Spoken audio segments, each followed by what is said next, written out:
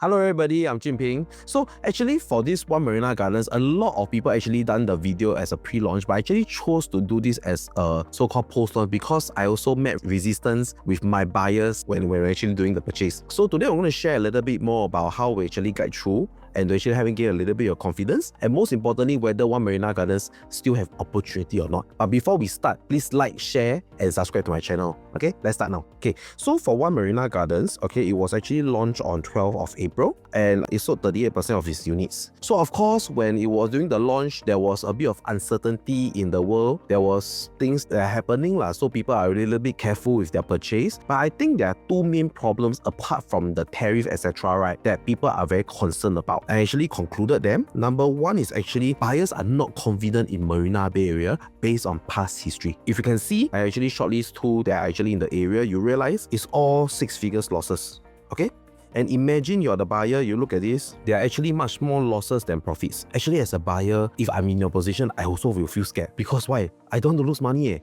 I buy property, I want to make money ma. So if I know that my property is going to lose money, I also don't have to buy. I myself look at somewhere else, right? So the second problem that they actually face, or rather the second uncertainty that they have, is they feel unsafe. They feel unsafe because there's no clear exit plan. So then I'm going to share a little bit more about how can we still spot opportunities, or whether there's still opportunities in Marina Bay area. So how do we spot this? Okay, so we look at this Marina Bay residences based on the purchase and the rental, right? The rental is about 4.3%. Based on the sale, okay, same thing, 4.26%. So quite close. Then we look at Marina One residences. Okay, the rental yield is only 3.8%. You realize something is different here. So this is the only project that is actually lower than 4% rental yield. So we see how does this actually match up to the rest of the development. So you can see the sale at Marina Bay residences both actually made money. Only Marina One residences didn't. So why is this important for us to understand this? Because you realize by right, if let's say all the properties are within the same area, by right, if one profit, all should relatively profit together. Of course, some more, some less. But if they make losses, all should make losses together ma. This is very strange that only one is losing money, the rest make money. So what is happening? So you realize that the only key difference that we'll see from these three projects, right, is that the rental yield for Marina One is actually less than 4%. So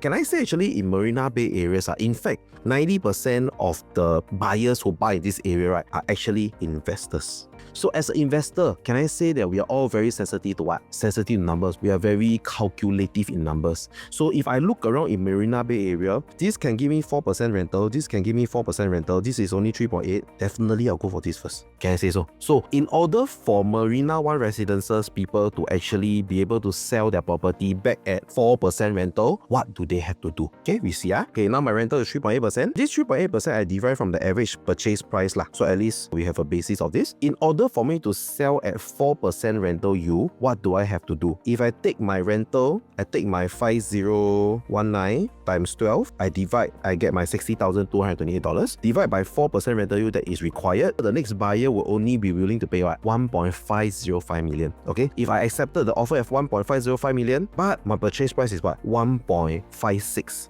That means to say I make a loss of $54,000, almost $55,000. That is why you realize a lot of the units here will actually make a loss, because they need to beef up their rental up to 4% at what cost? So there are two things they can adjust. Number one is either I increase my rental or I drop my selling price. Correct? I mean, this is how you want to be able to beef up ma. So now imagine you have a rental at $5,000. Can you call your tenant and say, hey, can you give me $6,000 now? I know in the mid of the list, but give me, if not, I cannot sell. I need to beef up in order for me to not make a loss. I think most of the tenant will just hang out the phone lah, right? So it's either we do this or we drop our purchase price. And that is why Marina One residences, the sellers there are suffering a certain loss lah. Okay? So in today's market, how do we actually exit with capital appreciation in Marina Bay area? Okay? So I took an example unit from One Marina Gardens. This is a 420 square feet, one bedroom. The purchase price is around 1.251 million. Okay, so assuming that my rental is 4,500 every month, okay, times 12, I get 54,000. I divide by my purchase price, my rental yield is 4.3%.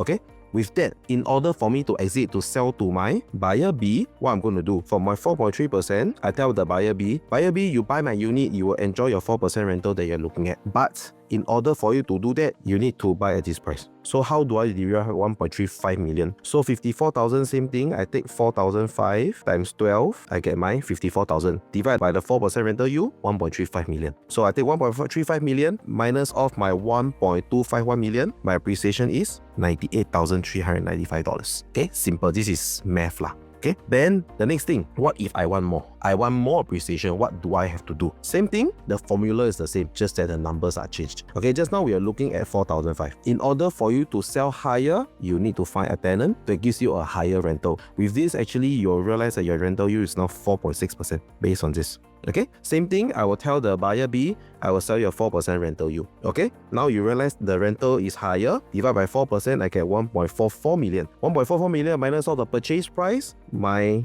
profit will be almost $189,000. So this is how you want to exit in Marina Bay area, this is how you'll be looking at.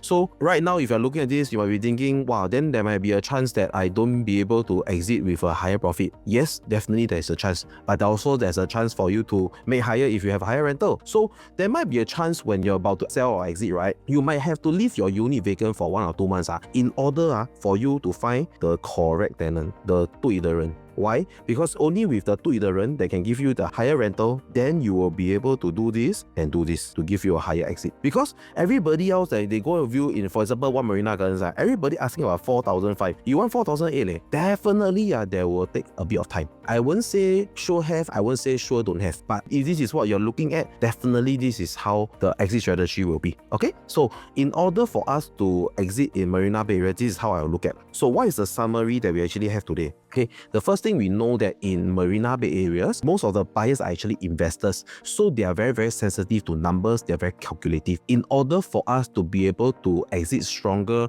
or to have an easier exit, this word, rental yield, will be the key to your exit. This is something that you definitely need to be focused on in order for your exit. So with that in mind, we know that this is how we can look at. Of course, another aspect we can look at is, of course, your purchase price. I chose to use a higher, so-called higher floor unit to show you, like even with a higher floor, this is also what you can achieve. Of course, right now in One Marina Gardens, there are still opportunities that are spotted. And if you are interested, or rather to say, if this investment approach is something that you can accept or you are looking for, please reach out to me and I'll share a little bit more with you. Alright, if not, then I'll see you in my next video. See you!